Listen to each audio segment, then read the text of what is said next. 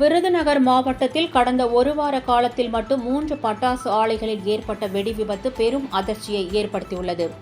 விருதுநகர் மாவட்டம் 7000 பண்ணையை அடுத்த முத்தாண்டிபுரம் கிராமத்தில் ரகுநாதன் என்பவருக்கு சொந்தமான தீப்பெட்டி தொழிற்சாலையின் கிடங்கு உள்ளது.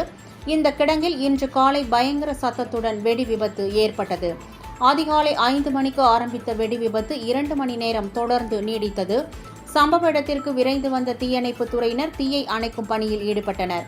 இந்த விபத்து தொடர்பாக வருவாய்த்துறை மற்றும் காவல்துறையினர் மேற்கொண்ட முதற்கட்ட விசாரணையில் தீப்பெட்டி தொழிற்சாலையில் சட்டவிரோதமாக பான்சி ரக பட்டாசுகள் இருப்பு வைத்ததும் அதில் ஏற்பட்ட வேதியியல் மாற்றம் காரணமாக வெடி விபத்து ஏற்பட்டதும் தெரியவந்தது. இதுகுறித்து 7000 பண்ணை காவல்துறையினர் வழக்கு பதிவு செய்து விசாரணை மேற்கொண்டு வருகின்றனர். கடந்த ஒரு வார காலத்தில் மட்டும் 7000 பண்ணை பகுதியில் 3 பட்டாசு ஆலைகளில் வெடி விபத்து ஏற்பட்டது. இந்த நிகழ்வு அதிர்ச்சியை ஏற்படுத்தியுள்ளது.